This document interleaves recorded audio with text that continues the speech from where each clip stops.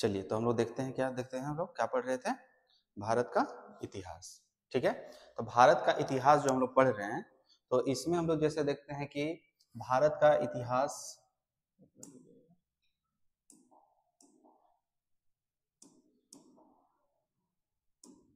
ठीक है, भारत का इतिहास।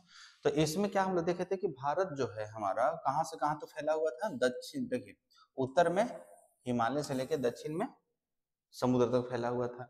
जैसा कि आपको बता चुके हैं कि मान के चलिए कि ये भारत है, आपका भारत है, ठीक है, इस तरीके से मान के चलिए।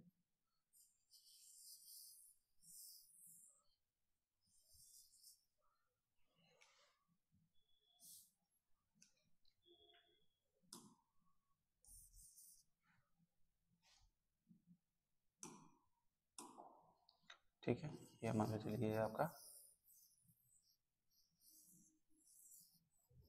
रफ हेड लीजिए, ये भारत है आपका। तो मान के चलिए ऊपर में क्या है, यहाँ पे हिमालय है, हिमालय है, इधर में क्या हो गया आपका समुद्र हो गया, हिंद महासागर। ठीक है, तो इधर में क्या हो गया आपका हिंद महासागर, इधर में क्या हो गया आपका अरब सागर,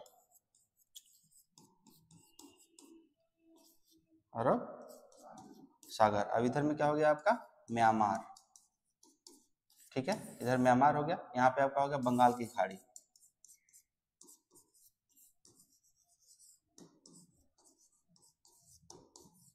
क्या हो गया, बंगाल की खाड़ी है इधर में। ठीक है, ठीक है, बंगाल की खाड़ी है। तो इस तरीके से हमारा भारत में ऊपर में हिमालय से लेकर दक्षिण में समुद्र तक फैला हुआ है। ठीक है, यहाँ तो कोई दिक्कत। ठीक है, आगे देखिए, जैसे हम लोग पढ़ चुके हैं कि महाकाव्य और पुराण, ठीक है, महाकाव्य पुराण में क्या नाम दिया गया है, भारतवर्ष। क्या दिया गया है, भारतवर्ष दिया गया है। तो भारतवर्ष जो दिया गया महाकाव्य, ठीक है, महाकाव्य में अगर आप इसको बताए थे वो क्या कहेंगे, महाभारत को ले सकते हैं। ठीक है,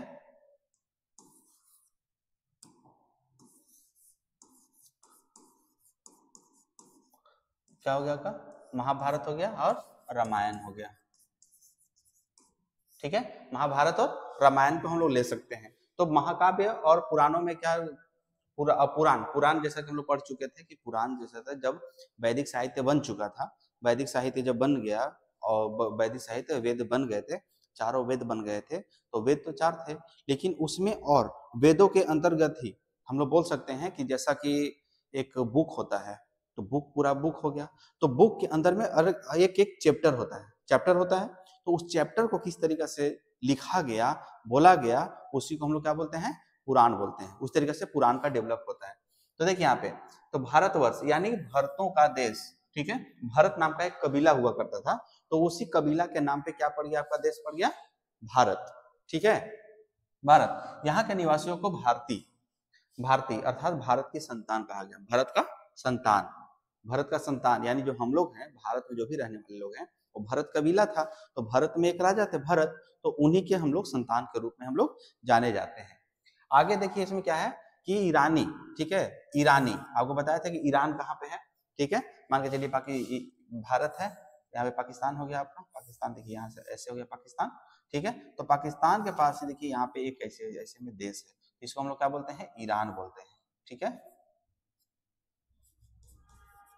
ईरान बोलते हैं। ठीक है, यहाँ पे आपका अफगानिस्तान हो गया। ठीक है, तो यहाँ तक कोई समझ, यहाँ तक कोई दिक्कत। तो ईरानी लोग जो थे क्या बोलते थे इसको, सिंधु नदी जो था, सिंधु नदी था, सिंधु नदी बताए थे, यहाँ पे तिब्बत का पठार है, तिब्बत के पठार से होके यहाँ पे भारत में से घुसती है, यहाँ पे जाके अरब सागर में, पाकिस्तान में आके अरब सागर में गिर जाती है।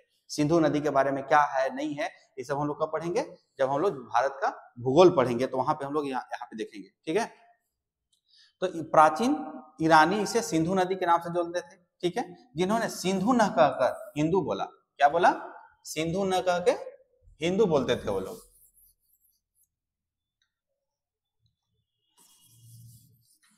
तो सिंधु न बोल के क्या वो लोग बोलते थे, हिंदू।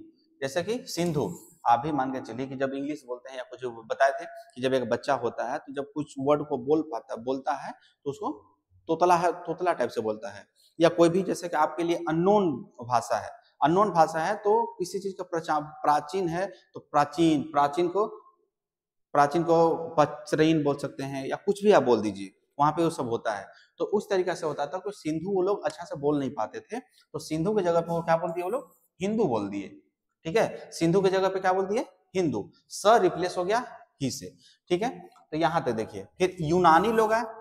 ठीक है, यूनान एथेंस। जब यहाँ पे देखिए, यहाँ पे ईरान हो गया, तो जो यूनान था वो यहाँ पे कंट्री था। ठीक है, यानी कि एक यूरोपियन कंट्री था। मध्य, अगर हम लोग बोले तो मध्य एशिया से इधर इस साइड में जब आएंगे, जब वर्ल्ड ज्योग्राफी जब हम लोग पढ़ेंगे, वहां पे हम लोग बाई मैप हम लोग देखेंगे कि कौन सा देश कहाँ पे है। तो बस अभी आप इतना याद रखिएगा, यूनानी जो है, ठीक है, यूनानी इसको इंदे बोलते थे। क्या बोलते थे, इंदे, इंदे। ठीक है, इंदे बोलते थे। और इसी से अरब में इसको हिंद बोला जाए। तो अगर क्वेश्चन पूछ देगा कि ईरानी लोग भारत को किस नाम से जानते थे, तो हिंद के नाम से। यूनानी लोग किस नाम से जानते थे, इंदे के नाम से। अरब लोग किस नाम से जानते थे, तो हिंद के नाम से। क्योंकि देखिए, हिंदू हो गया, इंद हो गया, इंदे, हिंद। यहां तो कोई दिक्कत नहीं ना। ठीक, आगे देखिए। मध्यकाल, मध्यकाल जो आपको पहले बता चुके हैं कि 707, जब मोहम्मद बिन कासिम का जब आक्रमण हुआ था, ठीक है, तो वहां से हम लोग 1707, हम लोग 707 ईस्वी मानते हैं। यानी मान के चलिए कि यहाँ से लेकर अब 1707 जब औरंगजेब की मृत्यु हो जाती है, तो यहाँ का जो पीरियड, ये जो पीरियड हुआ आपका, इसको मध्यकाल के नाम से जानते हैं। मध्यकाल से अगर इस मध्यकाल में हम लोग बांटे तो दो पार्ट में बढ़ जाएगा। ये यहाँ पे दो पार्ट में बढ़ जाएगा। एक तरफ क्या हुआ था, एक तरफ दिल्ली सल्तनत बोलते हैं इसको, दिल्ली सल्तनत, और दूसरा को क्या बोलते हैं, मुगल काल। नहीं, हाँ, मुगल सराय तो बताएंगे क्या था, मुगल काल बोलते हैं। ठीक है, यानी कि मध्यकालीन भारत जो था, उसमें दो काल के रूप में हम लोग जानते हैं, एक दिल्ली सल्तनत के रूप में, अब एक मुगल काल के बारे में। ठीक है, मुगल काल के बारे में। तो मध्यकाल में देश को हिंदुस्तान बोला गया। ठीक है, हिंदुस्तान आपको पहले ही बता चुके हैं कि हिंदुस्तान क्या होता है, हिंदुस्तान के मतलब नाम कैसे पड़ा था। देखिए एक बार फिर आपको बताते हैं।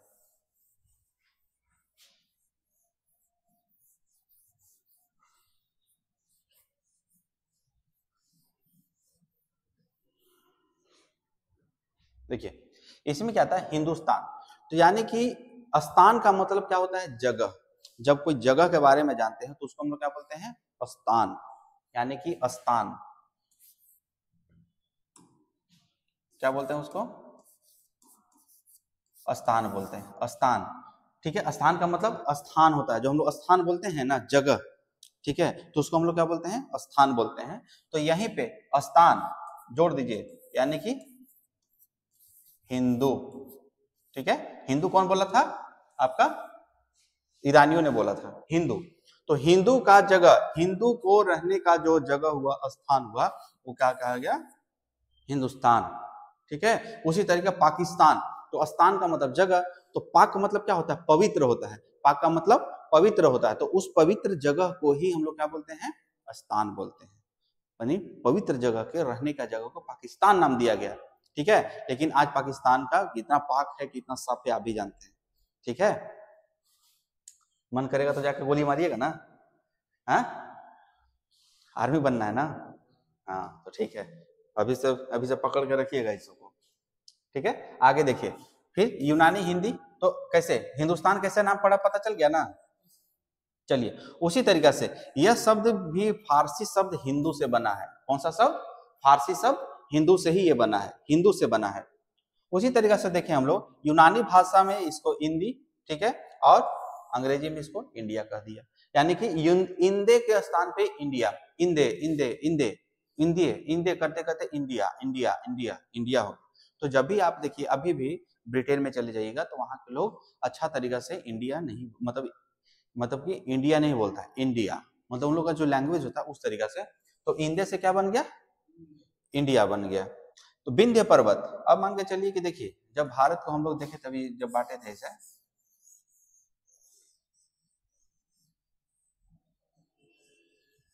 ठीक है, तो भारत को जब मान के चलिए इस तरीके से भारत आपका बन गया। ठीक है, तो इसको बोले थे बीच पार्ट। ठीक है, तो बीच पार्ट से हम लोग क्या क्या यहाँ पे होता, यहाँ पे आपका विंध्य पर्वत है, क्या है, विंध्य पर्वत है। अब भारत को दो भाग में बांटता है, एक उसको हम लोग उत्तर भारत के रूप में जानते हैं और दूसरा हम लोग कहाँ जानते हैं, दक्षिण भारत के रूप में जानते हैं। तो उत्तर भारत और दक्षिण भारत के रूप में जानते हैं। उसी तरीका से विंध्य विंध्य की पर्वत श्रृंखला देश को उत्तर और दक्षिण दो भागों में बांटती है। ठीक है, यानी कि विंध्य की जो पर्वत श्रृंखला है वो उत्तर और दक्षिण दो भागों में इसको बांटती है। विंध्य श्रृंखला उत्तर में उत्तर भारत, दक्षिण में दक्षिण भारत। तो उत्तर में भारत में इसको आर्य लोग बने और दक्षिण में द्रविड़ लोग बने, उसके बारे में देखते हैं। देखिए, उत्तर भारत में इंडो यूरोपीय परिवार की भाषाएं बोलने वाले लोग और दक्षिण भारत में द्रविड़ भाषाएं। देखिए, इसका कॉन्सेप्ट कहां से आता है आर्य की? आर्य कहां से आए थे? मध्य एशिया से आए थे। कहां से? मध्य एशिया से आए थे। तो जब मध्य एशिया से जब आए यहाँ पे आर्य लोग आए, तो वो लोग अपने आप को श्रेष्ठ बोलते थे। क्या बोलते थे? श्रेष्ठ, कि हम लोग उच्च जाति के हैं, श्रेष्ठ जाति के हैं। तो जब श्रेष्ठ जाति के हैं तो क्या हो गया उसके बारे में कि हम लोग उच्च हैं, तो हम लोग आर्य हैं, हम लोग गोरे गोरे चमड़ी के लोग हैं। ठीक है। और यहाँ का जो भारत का जो मूल निवासी थे वो थोड़ा सा मतलब कि हट्ठा कट्ठा एकदम, जैसे दक्षिण भारत के मूवी देखे होंगे ना, तो देखते हैं उसमें कैसा रहता है सब। हाँ, तो उस तरीका के लोग थे। तो उसको लोग बोला कि नहीं बाबा, इससे लोग ऐसे रहते हैं, मतलब पूरा पूरा लंबे लंबे, पूरा मोटा तगड़ा, गर्दन मोटा, बाल बड़ा बड़ा, भुजंग चेहरा, काला चेहरा। तो बोलते थे अरे ये तो राक्षस लग रहा है। ठीक है, तो वहीं से नाम पड़ गया उन लोग का, राक्षस बोलने लगा। ठीक है। अब क्या है कि द्रविड़ जब आर्य लोग आए अपना उत्तर भारत में जब आए, यहाँ से मान के चलिए मध्य एशिया था, तो यहाँ से होते हुए भारत ही लोग आए। ठीक है, तो भारत आए तो यहाँ पे यहाँ के जो लोग थे, इन लोग से इन लोग का युद्ध हुआ, युद्ध हुआ। ठीक है, और ये युद्ध हुआ तो ये लोग अपना जान बचाने के लिए कहा, ये विंध्य का जो पर्वत था इसको सब कोई पार नहीं कर पाता, हमेशा नहीं पार कर पाता। मान के चलिए कि अगर आपको ही जाना हो कहीं पे, ठीक है, तो अगर आपको जाना हो तो कहीं पे एक रास्ता अगर आपको मिले तो रास्ता से जाइएगा या पहाड़ से चढ़ उतर के जाइएगा? बताइए। रास्ता से जाएगा ना। तो उसी रास्ता मतलब यहाँ पे जाना कठिन था, लेकिन ये लोग क्या थे, ये लोग घोड़ा से चलते थे। आर्य लोग घोड़ा से चलते थे, घोड़ा सवार करते थे, लड़ाई करते थे। और ये लोग जो थे यहाँ के ऑलरेडी यहीं के लोग थे ही, तो इन लोगों को पता था सारा कि यहाँ का संरचना कैसा है, पहाड़ कैसा है। तो हम लोग पार कर गया, और पार करके अब इसको जब दक्षिण में चल गया तो इसको हम लोग द्रविड़ लोग बोलने लगे। क्या बोलने लगे? द्रविड़। तो भारत का मूल निवासी कहाँ है? यहीं पे है, आर्य, यहाँ पे जो आपका है यहीं पे है आपका, द्रविडियन लोग है। ठीक है, तो इंडो इंडो परिवार की भाषा बोलते हैं, जैसे हम लोग अभी हिंदी बोल रहे हैं तो इंडो परिवार का भाषा है। और जब दक्षिण भारत में चले जाइएगा, जैसे तेलुगु बोला जाएगा, तमिल बोला जाएगा, कन्नड़ बोला जाएगा, मलयालम बोला जाएगा, तो ये सब कौन सा परिवार का भाषा हो जाएगा? द्रविडियन भाषा का ना। कौन भाषा का? द्रविड़ भाषा का हो जाएगा। ठीक है, यहाँ तक कोई दिक्कत समझ में आया? ठीक है, अब हम लोग आगे देखते हैं इसका।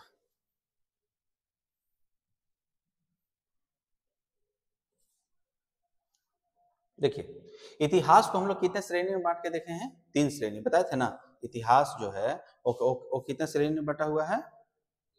हाँ, 3 श्रेणी में बटा हुआ है। जैसे कि देखिए, भारतीय इतिहास को हम लोग अध्ययन की सुविधा से 3 भाग में बांटते हैं। देखिए, ये जो 3 भाग में बांटा गया है ना, ये 3 भाग में मतलब कि यूरोपियन अलग बांटे हैं, भारतीय इतिहासकार अलग बांटे हैं।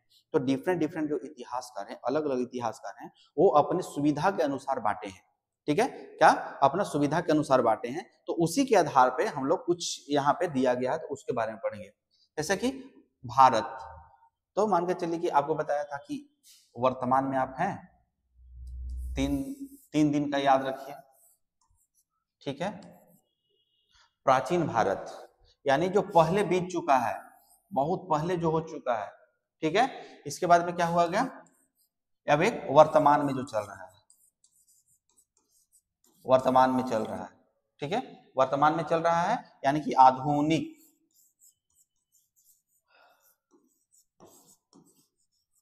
ये क्या हो गया आपका? आधुनिक। यहां हो गया आपका प्राचीन। अब इन दोनों के बीच में जब आ जाएगा तो मध्य आ जाएगा, इन दोनों के बीच में है तो ये हो गया आपका मध्य।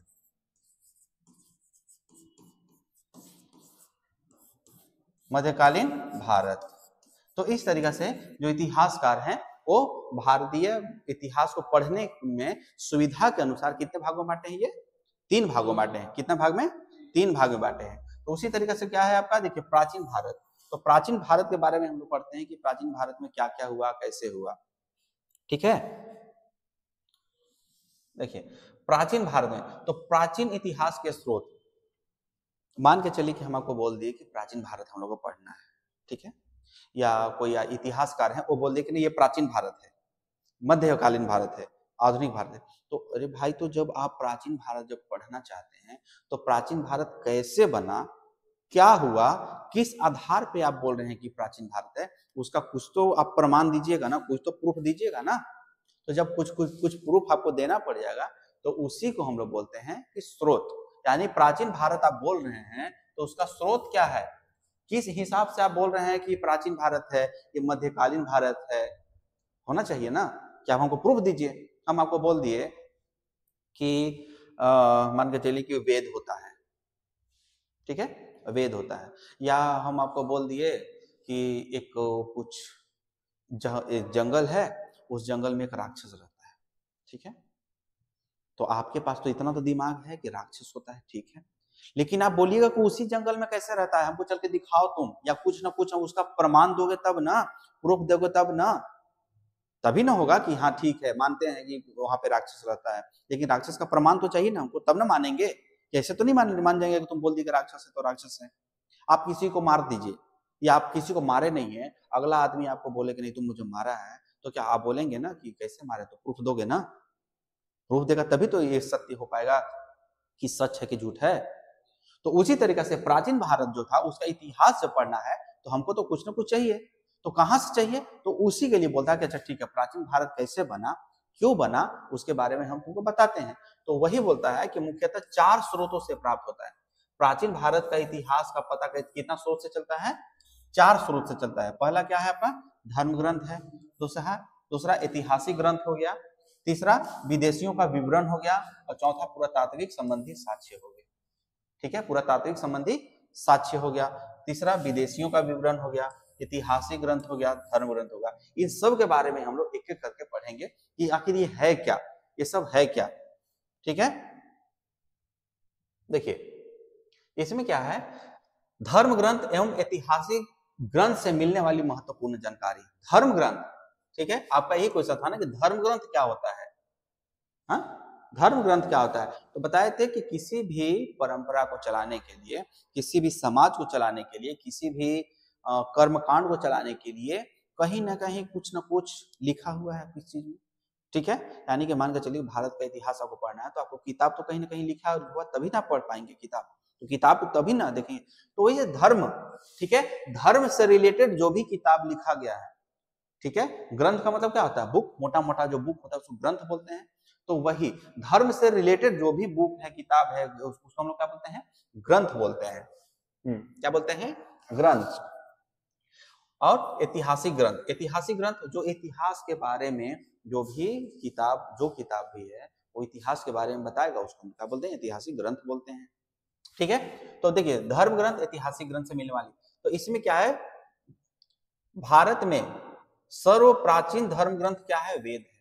कौन सा है, वेद है, ठीक है। इसका संकलन कौन किए हैं, महर्षि, हाँ, कृष्ण द्वैपायन वेद व्यास, ठीक है, वेद व्यास के नाम से याद रखिएगा, ठीक है, महर्षि कृष्ण द्वैपायन वेद व्यास। तो वहां पे अगर क्वेश्चन आ जाएगा कि भारत का सर्वप्रथम धर्म ग्रंथ, ठीक है, जो भारत का सर्वप्रथम धर्म ग्रंथ है, वेद है, उसका लेखक कौन है या उसका संकलन करता कौन है, तो वेद व्यास से रखिए।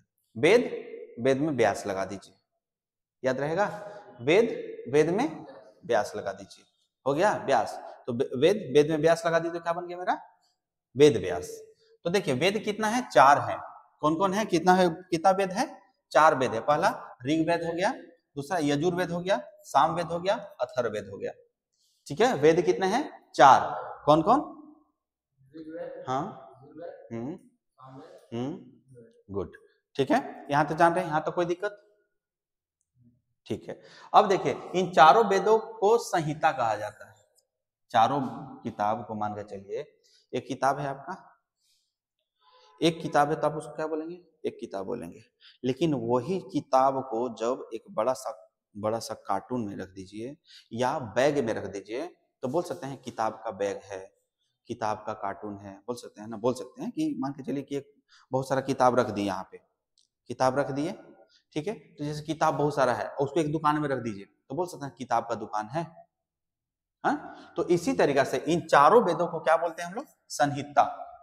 संहिता, ठीक है, तो संहिता बोलते हैं। अब कैसे बोलते हैं चलिए उसके बारे में देखते हैं हम आपको, ठीक है। तो देखिए इसमें क्या है आपका ऋग्वेद, ठीक है, ऋग्वेद हम लोग क्या पढ़ेंगे अब? ऋग्वेद। कितना वेद है टोटल? कितना वेद है? 4 वेद है। ऋग्वेद, यजुर्वेद, सामवेद, अथर्ववेद। गुड, याद है। ऋचाओं के क्रमबद्ध ज्ञान के संग्रह को ऋग्वेद कहा जाता है। ऋचा मतलब श्लोक बोल सकते हैं आपको, ठीक है, श्लोक बोल सकते हैं। जैसे देखिए 10 मंडल है, ये सब है, तो ये सब हम लोग आगे देख रहे हैं क्या है, ठीक है। तो इसमें ऋचाओं के क्रमबद्ध ज्ञान के संग्रह को ही ऋग्वेद कहा जाता है। क्या बोला जाता है? ऋग्वेद कहा जाता है। तो इसमें 10 मंडल, कितना मंडल है टोटल? 10, 1011 सूक्त हो गया, 1011 सूक्त हो गया।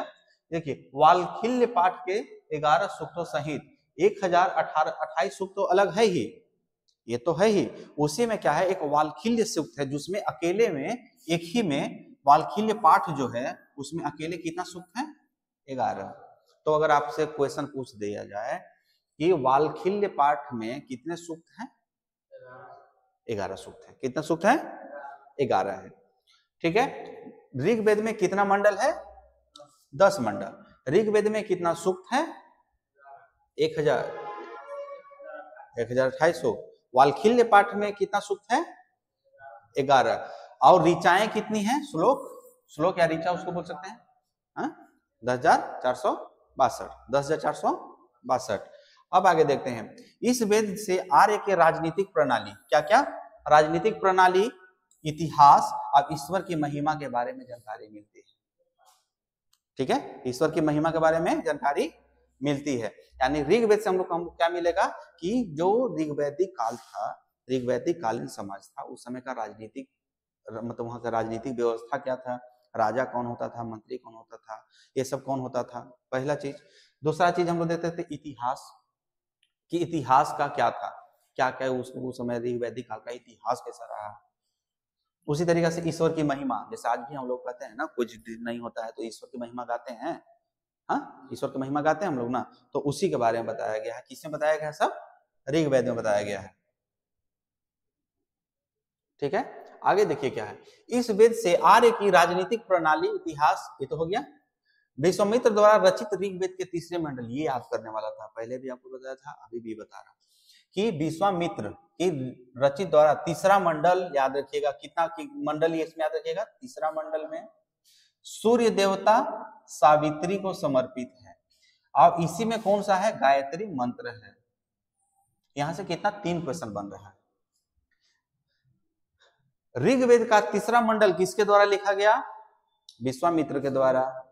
ऋग्वेद तीसरे ऋग्वेद का जो टोटल 10 मंडल है, तो 10 मंडल में तीसरा मंडल किसके द्वारा लिखा गया? विश्वामित्र के द्वारा। यहां तक कोई दिक्कत? ठीक है, विश्वामित्र के द्वारा लिखा गया है, यह विश्वामित्र लिखा है, हाँ। तो तीसरा मंडल किसके द्वारा लिखा गया है? तीसरा मंडल, जो तीसरा मंडल है, तीसरा मंडल में किसकी महिमा लिखी गई है? हाँ? नहीं, सूर्य का, ठीक है, किसका है? सूर्य का। ऋग्वेद के तीसरा मंडल में किसका किसका वर्णन किया गया है? सूर्य देवता सावित्री का। किसका? सूर्य देवता सावित्री का लिखा गया है। और गायत्री मंत्र किस में है? ऋग्वेद का किस मंडल में? अगर क्वेश्चन आपसे पूछते कि निम्नलिखित में से, ठीक है, ऋग्वेद का तीसरा मंडल किससे, किस भगवान को समर्पित है? तो सूर्य देवता के, ठीक है। निम्नलिखित में से किस वेद में गायत्री मंत्र का उल्लेख है? ठीक है, तो किसका, कौन सा वेद? ऋग्वेद हो जाएगा। गायत्री मंत्र किसके द्वारा लिखा गया है? विश्वामित्र के द्वारा लिखा गया। कोई दिक्कत यहां तक? नहीं, पक्का? ठीक है। देखिए, नवा मंडल देवता सोम के लिए है। तीसरा मंडल में सूर्य देवता, नवा मंडल में सोम देवता। नवा मंडल में कौन हो गए? सोम देवता हो गए। तो नवा मंडल में कौन लिखा गया, किनके बारे में बताया गया है? सोम देवता के बारे में। अब 8वां मंडल में क्या है, उसको 8वां मंडल में जो भी ऋचा लिखा गया उसको हम लोग क्या बोलते हैं, खील बोलते हैं। क्या बोलते हैं, खील बोलते हैं। तो 8वें मंडल में हस्तलिखित जो हाथ से लिखा हुआ जो ऋचा है, हाथ से लिखा हुआ श्लोक है, उसको हम लोग क्या बोलते हैं, खील बोलते हैं। तो 3 चीज आपको यहाँ पे रखना है। 3 चीज हम लोग पढ़ लिए। ऋग्वेद का 3रा मंडल विश्वामित्र के द्वारा लिखा गया है। 3रा मंडल सूर्य देवता को समर्पित है। 3रा मंडल में ही गायत्री मंडल है, सावित्री, हाँ वही सूर्य।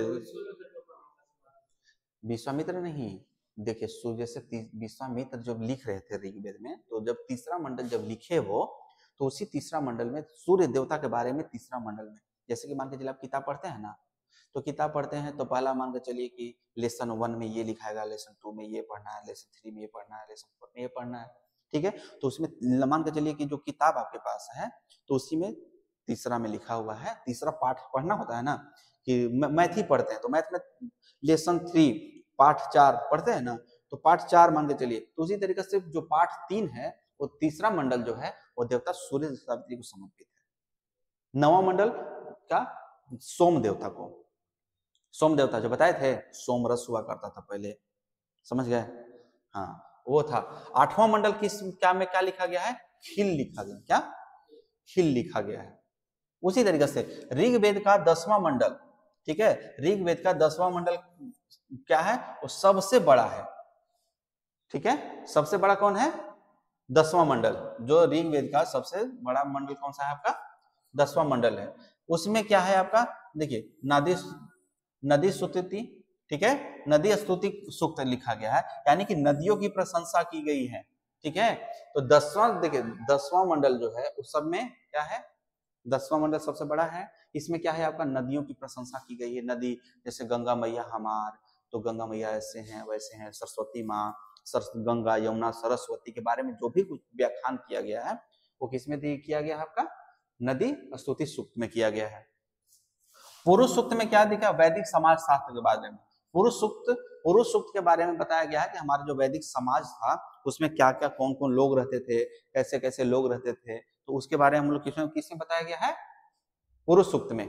नासदीय सूक्त एक हो गया, क्या हो गया आपका, नासदीय सूक्त, यानी ब्रह्मांड का सृजन, ये धरती कैसे बना, ये आकाश में सितारे कहाँ से आए, चांद कैसे बन गया, तो इस सब के बारे में जब हम लोग जानेंगे तो क्या होगा, वहां किसमें सुनेंगे हम लोग, नासदीय सूक्त में। किसमें, नासदीय सूक्त में हम लोग पढ़ेंगे।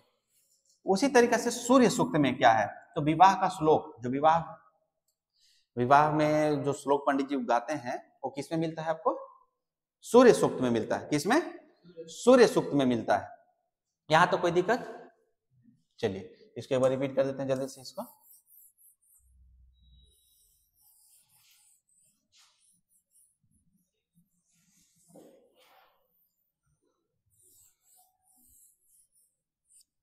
चलिए यहां तो कोई दिक्कत नहीं ना, तो देखिए एक बार इसको रिपीट कीजिए। यहाँ पे नासदीय सूक्त जो है, ठीक है, नासदीय सूक्त जो है जिसमें नदियों की प्रशंसा की गई है, तो अगर पूछ देगा कि नदियों की प्रशंसा किस सूक्त में की गई है, तो नासदीय सूक्त में। किसमें, नासदीय सूक्त में।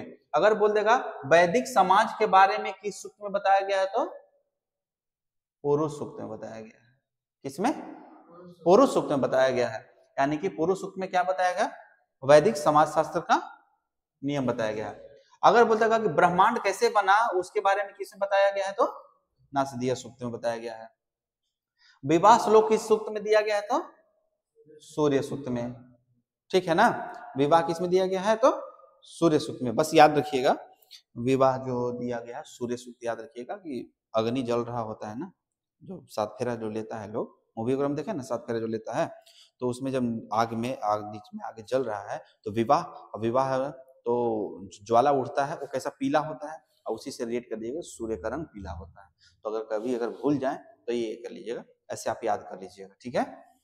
चतुष्वर्ण के समाज की संकल्पना आदि स्रोत से लिया गया है, यानी ऋग्वेद के 10वें मंडल से, ठीक है। बताया ना पुरुष सूक्त, तो इसमें बताया गया, पुरुष सूक्त में बताया गया था कि देखिए ब्राह्मण जो होता है, 4 जातियों का उसमें उल्लेख किया गया था। एक ब्राह्मण होता है वो, हाँ मुख से, यानी यहां से ऊपर कौन है, ब्राह्मण है। यहाँ छाती, यहां से लेके यहां तक कौन है आपका, भुजाएं हैं, तो भुजाओं से पूरा भुजा हुआ ना, यहाँ से यहाँ तक पूरा भुजा हुआ, तो भुजा है तो बलशाली है, तो बलशाली है तो कौन कौन होगा, क्षत्रिय हो जाएगा। जंघाओं से हो गया, ठीक है, ठीक है, जंघाओं से हो गया, यानी जांग से, यानी कि पेट भरने का काम कौन करेगा, वैसे करेगा, कौन करेगा, वैसे करेगा। और चरणों, चरणों से यानी कि पैर का नीचे से किसको हो गया, शूद्र हो गया, यानी कि सेवा करेगा। मान के चलिए कि दिन भर युद्ध करके जब कोई आएगा तो उसको खाना चाहिए। मान के चलिए इन तीनों को ना अपना लैंग्वेज में समझाने की कोशिश करते हैं आपको। मान के चलिए कि आपको ज्ञान चाहिए, तो ज्ञानी आदमी के पास जाइएगा ना, तो बोला गया कि अच्छा ज्ञान कहाँ से मिलता है, यहाँ से मिलता है, यहीं से ना, मेरे पास है तब तो आपको दे रहे हैं यहाँ पे ना, तो ऊपर है, तो बोला कि नहीं ये ब्राह्मण हो गया, क्या हो गया, ब्राह्मण दे दिया। जो युद्ध करेगा, लड़ेगा, ठीक है, उसको हम लोग क्या नाम दे दिए, क्षत्रिय, ठीक है। जब दिमाग चलाएगा, भुजा चलाएगा, तो दोनों को खाना चाहिए, तो खाना चाहिए, तो कौन देगा खाना, वैसे लोग क्या पहुंचा देगा, खाना देगा। इसलिए भैया तुम हमारा समाज की रक्षा कर रहे हो, समाज में ज्ञान दे रहे हो, उसके बदले में तुमको खाना दिया जा रहा है, तुम खाना खाओ। कोई दिक्कत यहां तक नहीं ना। उसी तरीके से हुआ कि इन तीनों जब मेहनत करेगा, मेहनत करेगा, तो मेहनत करेगा तो फिर क्या होगा, शरीर थकेगा ना, थकेगा। तो मान के चलिए कि कोई भी हो गया, जैसे पंडित जी हैं ज्ञान दिए, तो जब मान कर 20-25 आदमी बैठ के ज्ञान ले रहा है, ठीक है, तो वहां पे क्या होगा कि कचरा उचड़ा होगा ना, वहां पे होगा, ठीक है। तो अब क्या करेगा, ये उसको साफ करेगा, वहां पे साफ सफाई करके अपना कर्तव्य निभाएगा कि भैया ठीक है आप ज्ञान दे रहे हैं, आपके पास ज्ञान है तो आप ज्ञान दे दीजिए, लेकिन मेरे पास ज्ञान नहीं है, हम ये सब कर सकते हैं अच्छा से, तो एक काम दे दिएगा, अच्छा ठीक है तुम एक काम करो, तुम ये काम कर देना, ठीक है। तो उस तरीके से आपको ये हो गया, याद हो जाएगा ना। तो वही, तो आदि स्रोत ऋग्वेद के 10वां मंडल में पुरुष सूक्त बताए थे ना, पुरुष सूक्त यहाँ पे देखिए आ गया, फिर पुरुष सूक्त ना, तो पुरुष सूक्त आएगा, तो उसमें क्या बोला गया, 4 वर्ण, ब्राह्मण, क्षत्रिय, वैश्य, शूद्र आ गया। यहां तो कोई दिक्कत समझने में। अब देखिए क्या है, ऋग्वेद के कई परिच्छेदों में प्रयुक्त अधन्य शब्द, अधन्य या अघन्य कुछ भी बोल सकते हैं, किसका संबंध है, गाय से। तो क्वेश्चन पूछ देता है, ठीक है, कि अघन्य शब्द का मतलब क्या है, अधन्य मतलब कि अधन्य किसको बोला जाता था, तो गाय को, ठीक है, अधन्य या अघन्य किसको बोला जाता था, गाय को। देखिए ऋग्वेद में ब्रह्म का उद्देश्य है, लेकिन तो आत्मा का नहीं है। ब्रह्म का यानी कि बोल रहा है कि भगवान तो है, ब्रह्म है, क्योंकि संसार को जब कोई बनाया तो कोई तो होगा ना। मान के चलिए कि ये बोर्ड बना है, तो इसको बोर्ड तो बनाने वाला कोई ना कोई होगा, होगा ना, लेकिन इसमें आत्मा है कि नहीं है ये नहीं बता सकते हैं, क्योंकि कोई आदमी जब मर जाता है तो क्या उसका देखते हैं कि आत्मा कैसे निकला, प्राण कैसे निकला, कोई आज तक नहीं देख पाया है ना। तो ही बोलता है आत्मा है कि आत्मा नहीं है, इसके बारे में, ठीक है। तो कठोपनिषद जो होता है, इसका जो ये आपका है, उसमें एक चर्चा किया गया है, ठीक है ना, वाद संवाद किया गया है। नचिकेता एक शिष्य होता है, ठीक है, नचिकेता शिष्य होता है, वो अपने टीचर से ये पूछता है कि बताइए कि आत्मा है कि नहीं। तो बोलते हैं ये बहुत बड़ा फिलोसफी है, तो इसमें हम लोग नहीं जाते हैं, ठीक है, बस वो जब आगे आएगा तो हम लोग देखेंगे। तो उसमें बोलते हैं कि जाओ वहां पे जो पेड़ दिख रहा है वहां से बीज उठा के लाओ, बीज उठा के लाता है, फिर उसको बोलता है कि इसको पीस दो, तो पीस देता है, तो पीसने के बाद बोलता है चलो इसको फिर से बीज बना दो। तो बोला कि सर कैसे बनेगा, है ना, मान के चलिए हम आपको बोले कि चौक ले आओ, चौक को पूरा पिसवा दिए, फिर बोलेंगे कि इसको फिर से चौक बना दो, तो बोलिएगा ना सर कैसे बनेगा, होता है ना। तो उसी उसी फिलोसफी पे था वो। देखिए वामना अवतार बताए थे ना, विष्णु जी वहां का वामना अवतार बौना थे, वो बोले कि 3 पग हमको जमीन दे दीजिए, तो बोला कि अच्छा ये बौना कितना जमीन लेगा ही, वो क्या किया कि 3 पैर जमीन नापा, और 3 पैर का पूरा 2 पैर में पूरा आकाश, पूरा पाताल, पूरा धरती सब नाप दिए। बोले अब तीसरा पैर कहाँ रखे, तो जो राजा थे उनके बोलता है कि अब तुम्हारे सर पे रखेंगे। तो बोलता है कि नहीं क्षमा चाहिए, अब हमको भूल हो गया, कि हमको बहुत घमंड हो गया था, तो वामना अवतार इसमें हो गया, ठीक है। वामना अवतार किसमें है, ऋग्वेद में दिया गया है, किसमें दिया गया है, ऋग्वेद में। उसी तरीके से ऋग्वेद में इंद्र के लिए, ये याद रखिएगा बहुत क्वेश्चन पूछने वाला है ये, ठीक है, कि सबसे ज्यादा ऋचा किस देवता के लिए लिखा गया है, सबसे ज्यादा ऋचा किस देवता के लिए लिखा गया है, तो नहीं, इंद्र के लिए सबसे ज्यादा ऋचा किसके लिए लिखा गया है? इंद्र देवता के लिए लिखा गया है 250। ठीक है, किसके लिए है? इंद्र के लिए। और उसके बाद किसके लिए है? अग्नि के लिए। अग्नि के लिए। तो सबसे ज्यादा किसके लिए है? अग्नि के लिए, सॉरी, इंद्र के लिए। और फिर दूसरा सबसे ज्यादा किसके लिए है?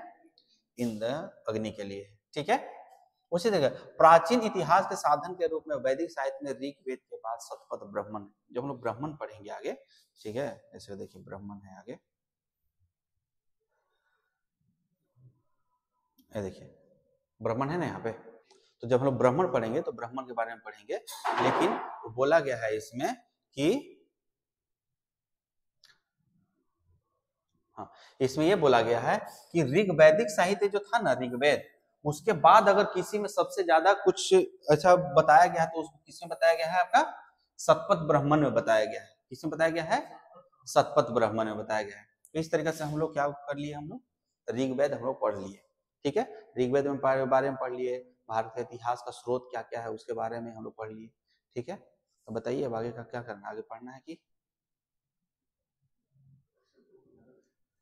हाँ?